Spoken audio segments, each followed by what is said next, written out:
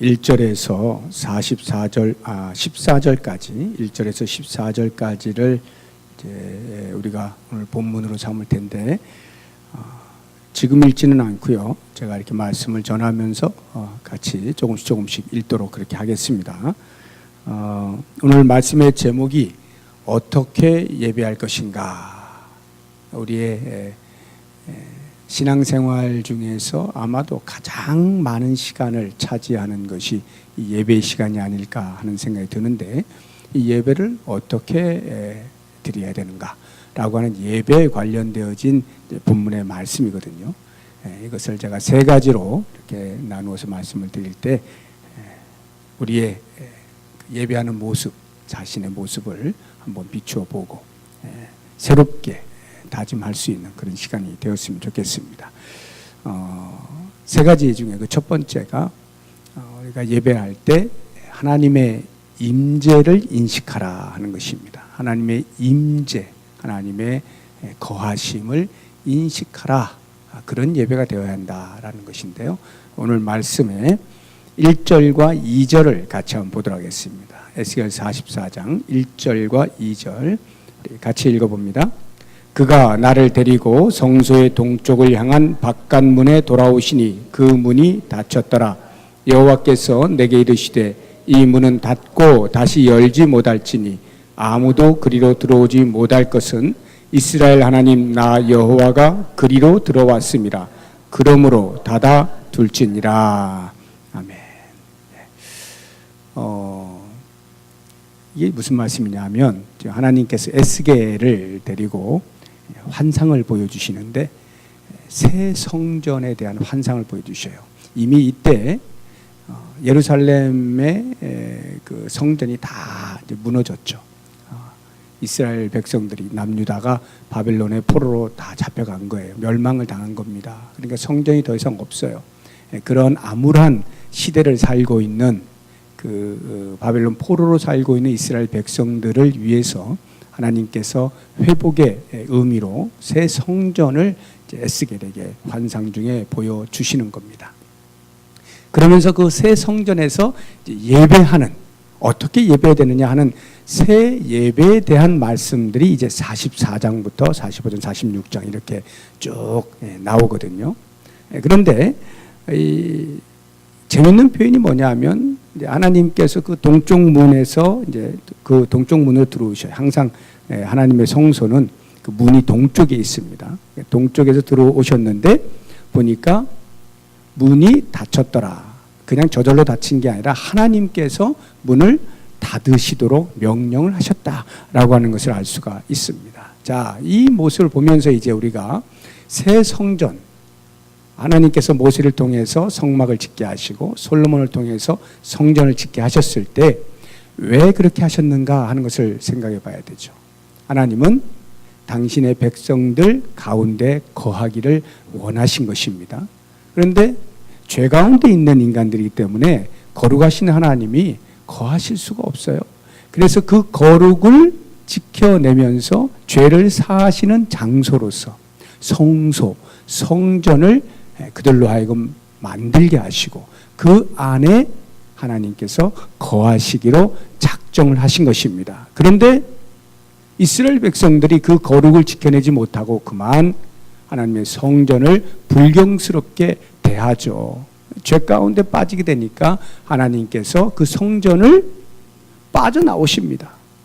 원래 그 성전에 머물러 계시는 것인데 죄 가운데 있다 보니까 죄 중에 더 이상 하나님이 계실 수가 없어서 빠져나오시는 거예요. 어디로 빠져나오시냐면 이 지으신 그 동쪽 문으로 빠져나오십니다.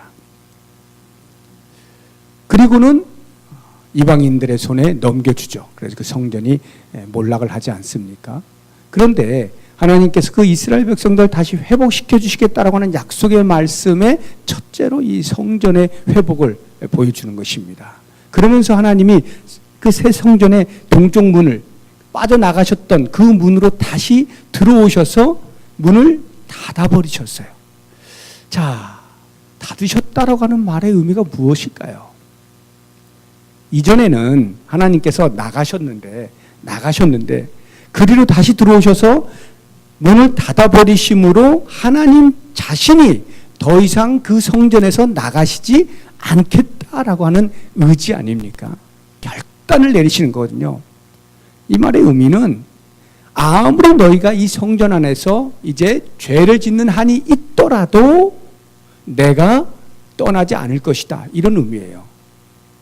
그 이야기는 바꿔서 이야기하면 죄와 함께 하실 수 없는 거룩하신 하나님이 그곳을 떠나지 않으시겠다라고 문을 닫아버리고 작정을 하시는 데에는 하나님 스스로가 그 성전을 거룩하게 만들고야 말겠다라고 하는 강력한 의지를 가지셨다, 이 말이죠.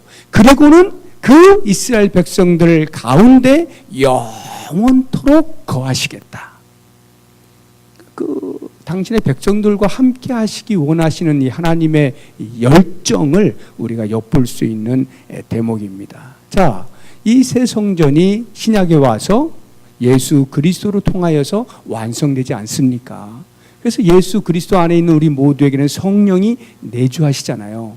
성령이 내주하시면 이 내주하신 성령이 다시는 나가시지 않잖아요. 이게 바로 새 성전의 문을 닫아버리신 하나님을 보여주고 있는 거예요. 우리 인간의 마음속에 내주하신 성령이 다시는 나가지 아니하시는, 어떻게 해서든지 우리들을 거룩하게 만들어 내고야 마시겠다. 그리고는 그 안에 거하셔서 우리의 예배를 받고야 마시겠다라고 하는 이 하나님의 거룩한 열정을 우리가 볼 수가 있는 것입니다. 자, 그렇다고 한다면 이제 우리가 한번 이 말씀 속에서 우리의 예배를 한번 돌아보죠. 과연 나는 예배할 때 하나님을 인식하는가? 하나님의 임재를 인식하고 예배하는가? 이 부분이 희미해지면요, 첫 단추를 잘못 낀 겁니다. 그러니까 우리가 예배를 드릴 때 예배의 대상에 대한 인식이 희미하면 첫 단추를 잘못 끼는 거예요. 그러면 그 다음부터는 어떤 예배의 형태를 갖춘다 할지라도 그 예배를 하나님이 받지 않으시는 거예요. 다시 말하면 내가 아무리 열정을 가지고 정성을 다해서 예배를 드린다 할지라도 예배의 대상이신 하나님에 대한 인식 자체가 희미해버리기 때문에 그 예배를 하나님이 받으실 리가 없겠죠. 여러분, 이단들이 왜 그렇게 극성입니까? 그 극성인 이유는 예배 때 한번 가보세요. 정말 그 열정은 우리가 반의 반도 못 따라갑니다. 그런데 문제가 뭡니까? 그들은 대상이 엉뚱한 거예요. 대상이 엉뚱해. 열정은 뛰어난데 대상이 엉뚱하니까 첫 단추부터 잘못 낀 거예요. 아무 소용없는 헛된 것에 힘을 쓰고 있다라고 하는 것 아니겠습니까? 우리가 예배를 드릴 때 우리 예배를 받으시는 하나님에 대한 인식을 제대로 못하고 예배를 드릴 때 마치 내가 예배함으로써 내게 필요한 것들을 그 누군가로부터 좀 받을 수 있는 알라딘의 요술 램프처럼 그렇게 생각하고 예배에 참여하고 있지는 않은가? 아니면 내 삶에 있어서 뭔가 좀 애군이 사라지도록 두려운 신을 어떻게든지 예배를 통하여 좀 잘 달래가지고 내 삶에서 애군이 좀 떠나가도록 형통해질 수 있도록 하는 그런 어떤 목적을 가지고 예배에 참여하고 있지는 않은가? 아니면 하도 뒤숭숭한 이 세상에서 좀 내가 마음의 평화를 누리고 싶다, 이런 예배 자리에 나와서 좀 조용히 신을 찾고 내 마음에 좀 고요함을 얻고 싶다 라고 하는 그러한 목적을 가지고 예배에 나온다면 그 모든 것들은 부수적인 것은 될 수 있을지 몰라도 중심은 아닙니다. 우리의 예배는요, 예배를 받으시는 대상, 그분이 누구인가에 대한 정확한 인식과 그 여호와 하나님을 예배한다라고 하는 이 부분이 분명해야 한다라고 하는 것입니다. 그런데요, 이게 우리가 조금만 생각이 느슨해지면요, 나도 모르는 사이에 이 예배가 하나님을 예배하는 자리가 아니라 나를 어떻게 하는 예배가 되고 말아요. 정말 이건 순식간에 아무리 정신을 차리고 하나님을 예배해야지 하고 나오다가도 한순간에 나도 모르는 사이에 나 중심의 예배로 바뀌어버린다니까요. 그래서 하나님은 온데간데 없어지고 내가 얼마나 이 예배를 통하여 만족했느냐 여부로 예배의 성공과 실패를 가늠하는 일들이 얼마나 많은지 모릅니다. 이런 부분에 있어서 이제 이 자리에 계신 여러분들은 정말 지금 이 안에 임재하시는 하나님, 당신의 백성들 사이에 거하기를 기뻐하시는 그 하나님, 그래서 우리의 예배를 받으시기에 합당하신 그 하나님을 향하여서 내가 집중하여 지금 예배하는가라고 하는 부분을 잘 보시고 그 하나님의 임재 앞에 선자로 예배하자라고 하는 것이고요. 자, 두 번째는 예배를 어떻게 드리는가? 하나님의 영광과 거룩을 보존해야 한다라고 하는 것입니다. 오늘 4절에서 9절까지의 말씀이 그 내용인데요. 한번 천천히 이렇게 읽어보겠습니다. 4절부터 9절까지 한 절씩 교독해서 읽죠. 제가 4절을 먼저 읽을게요. 그가 또 나를 데리고 북문을 통하여 성전 앞에 이르시기로 내가 보니 여호와의 영광이 여호와의 성전에 가득한지라. 내가 얼굴을 땅에 대고 엎드리니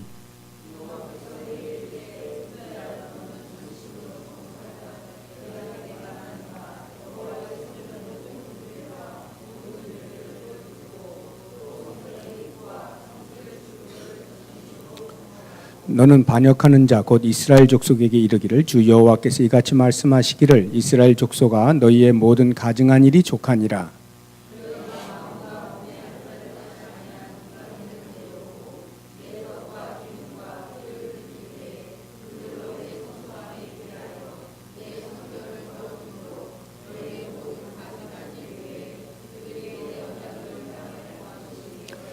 너희가 내 성물의 직분을 지키지 아니하고 내 성소에 사람을 두어 너희 직분을 대신 지키게 하였느니라. 주 여호와께서 이같이 말씀하셨느니라.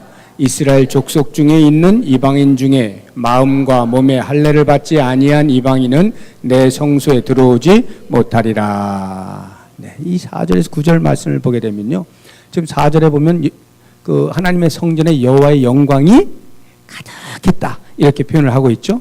이 여호와의 영광이라고 하는 것은 하나님의 거룩, 하나님의 거룩에 대한 외적으로 나타나는 현상이 하나님의 영광입니다.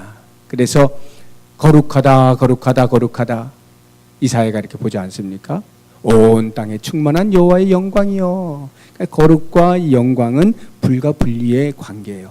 하나님의 거룩 때문에 영광이 드러나게 되는 것이다 라고 하는 것입니다. 그러니까 거룩이 손상되면 어떻게 돼요? 하나님의 영광이 떠나는 거예요. 그게 이전에 보여주었던 거 아닙니까? 하나님의 거룩이 우리의 죄 때문에 손상이 되니까 하나님의 영광이 그 성전에서 떠나는 것입니다. 떠나는 거예요. 그런데 문을 닫아버리셨잖아요. 이 새 성전에서는 문을 닫아버리셨잖아요. 그러면 어떻게 됩니까? 우리가 죄 가운데 있는데 하나님의 그 거룩이 손상되고 있는데 하나님의 영광이 떠나질 못해요. 문이 닫혀서. 그 이야기는 뭐예요? 하나님께서 당신의 영광이 혹 우리의 죄 때문에 가려지는 한이 있더라도 머무시겠다는 것인데 그건 뒤집어서 이야기하면 우리가 그 죄를 어떻게 된다는 거예요? 철저하게 내려놓고 우리의 죄악을 철저하게 내려놓고 하나님의 영광과 거룩이 손상되지 않도록 보존하면서 드려야 한다. 우리의 예배를. 이거를 이야기해 주고 있는 거 아니겠습니까? 그래서 이 4절에서 9절 사이에 보면은 성전의 모든 규례에 대해서 주목하여 들어라 이렇게 말씀하고 있어요. 주목하여. 5절 보세요. 여호와께서 내게 이르시되 인자야 너는 전심으로 주목하여. 제일 뒤에도 보면은 성전의 입구와 성소의 출구를 전심으로 주목하고 전심으로 주목하라는 거예요. 이게 얼마나 중요한 거냐라고 하는 것에 대한 이야기죠. 그래서 성전 출입을 할 때 성전의 규례에 대해서 잘 듣고 그대로 잘 할 것이며 뿐만 아니라 할례 받지 아니한 마음과 몸에 할례 받지 아니한 이방인들을 출입을 금해라 이 말이에요. 왜요? 거룩과 죄가 섞이지 아니하도록, 거룩을 보존하도록 마음과 몸에 할례 받지 아니한 죄를 그냥 달고 다니는 그 이방인들, 하나님의 거룩이 무엇인지 모르는 그런 이방인들의 출입을 금해라 이렇게 말씀하고 있는 것입니다. 거룩을 보존시켜라 라고 하는 것이죠. 자, 이런 말씀을 우리가 볼 때 우리의 예배가 얼마나 하나님의 영광에 대한 소망으로 가득한가라고 하는 것을 내 마음을 돌아볼 필요가 있어요. 내가 하나님을 예배할 때 얼마나 하나님의 영광이 우리의 예배 속에서 드러날 것에 대한 소망을 가지고 예배하느냐라고 하는 것입니다. 그것을 만약 소망한다면 우리가 해야 할 일은 예배 전에 반드시 우리의 죄를 떨쳐버려야 되는 거예요. 우리의 죄를 가지고 들어오면 안 되는 거예요. 주의 영광 앞에 우리의 죄들을 가지고 들어와서 그 더러운 몸 그대로를 그렇게 예배해서는 안 되는 거예요. 우리 찬송가에 보면 이런 가사 있잖아요. 내 모습 이대로 주 받으시옵소서. 이거를 액면 그대로 이렇게 이해하시면 안 되는 거예요. 나 죄인이지만 그냥 그대로 받아주세요. 이런 의미가 아니죠. 이건 시 아닙니까? 시. 이 더러운 죄인조차도 하나님 앞에 눈물을 흘리면서 통회하고 자복하고 회개할 때 하나님이여 이거를 저를 좀 받아주세요. 이런 뜻이죠. 이게 압축되어 있는 거 아닙니까? 더러운 이 몸 내 모습 이대로 받으시옵소서. 어떻게 받으셔요? 하나님이 더러운 죄를 못 받으시는 거죠. 그러니까 그 죄가 있을 때 떨쳐버리고 정결하게 어떤 이제 거룩을 유지하고 그렇게 하나님 앞에 나와서 예배를 드릴 때 하나님의 영광이 우리의 예배를 통하여 드러나게 되는 것 아니겠습니까? 자, 그렇다고 한다면 여러분 한 가지 더 생각해 보세요. 내 몸이 하나님의 성전이잖아요. 내 몸이 하나님의 성전이죠. 하나님의 성령이 우리 안에 거하시죠. 그렇다고 한다면 이방인들을 출입을 금해라 라고 하는 것은 내 삶에 죄의 출입을, 내 몸으로부터의 죄의 출입을 금하라 이거죠. 내 죄를 잘라내라 이 말이에요. 내 마음 안으로 죄가 왔다 갔다 언제든지 맘만 먹으면 들어갔다 나왔다 할 수 있도록 만들지 말라는 거예요. 이방인의 출입을 금하라는 거예요. 철저하게 죄와 분리된 삶을 살아라 라고 하는 것이죠. 예배자가 하나님을 예배할 때 죄된 모습을 그대로 가지고 있으면서 예배할 때 그 예배는 이미 하나님의 영광은 땅에 떨어져 있는 것이죠. 하나님께서 성전 문을 나가시지 못한다면 그 영광이 어떻게 되겠어요? 그 안에서. 분명히 반짝반짝 빛나야 되는데 우리의 죄 때문에 그 영광이 다 가려지고 땅에 떨어지고 하나님께서 그 예배 속에서 머물러 계시면서 수치를 당하시는 거죠. 눈물을 흘리시는 거죠. 나가셔야 되는데 나가시지도 못하고 그 안에서 우리의 위선된 예배를 보고 계시려니 속이 터지는 거죠. 그렇다면 여러분, 우리가 우리 예배 속에 임재하시는 그 하나님의 거룩과 영광이 손상을 입지 아니하도록 과연 우리가 어떻게 되겠느냐? 우리에게 있는 모든 죄의 덩어리들을 다 부숴버리고 무너뜨리고 제거하고 정결히 계속하여서 하나님의 그 거룩을 드러낼 수 있는 그런 모습으로 와서 예배된다라고 하는 거죠. 그래서 로마서 12장 2절에 보면 너희는 이 세대를 본받지 말고 마음을 새롭게 함으로 변화를 받아서 하나님의 기뻐하시고 선하시고 기뻐하시고 온전하신 뜻이 무엇인지 분별해라. 이 세대와 섞이지 말고 이 세대가 가는 대로 같이 따라가지 말고 나를 분별해내고 구별해내어서 하나님의 뜻을 잘 헤아려서 그 뜻대로 살아가는 거룩의 삶을 유지함으로 예배자로 살아라. 말씀 아니겠습니까? 우리의 삶이 일상의 삶에서도 그러하고 예배하는 자리에서도 그렇게 하나님의 거룩과 영광을 보존할 수 있기를 바라고, 이제 마지막 세 번째 어떻게 예배할 것인가? 사명감을 가지고 예배하는 겁니다. 사명감을 가지고. 자, 이게 무슨 말인지 10절에서 14절 말씀 봅니다. 10절에서 14절. 좀 길긴 하지만 우리 같이 한 목소리로 읽어보도록 하겠습니다. 이스라엘 족속이 그릇 행하여 나를 떠날 때에 레위 사람도 그릇 행하여 그 우상을 따라 나를 멀리 떠났으니 그 죄악을 담당하리라. 그러나 그들이 내 성소에서 수종들어 성전문을 맡을 것이며 성전에서 수종들어 백성의 번제 희생물과 다른 희생물을 잡아 백성 앞에 서서 수종들게 되리라. 그들이 전에 백성을 위하여 그 우상 앞에서 수종들어 이스라엘 족속이 죄악에 걸려 넘어지게 하였으므로 내가 내 손을 들어 쳐서 그들이 그 죄악을 담당하였느니라. 주 여호와의 말씀이니라.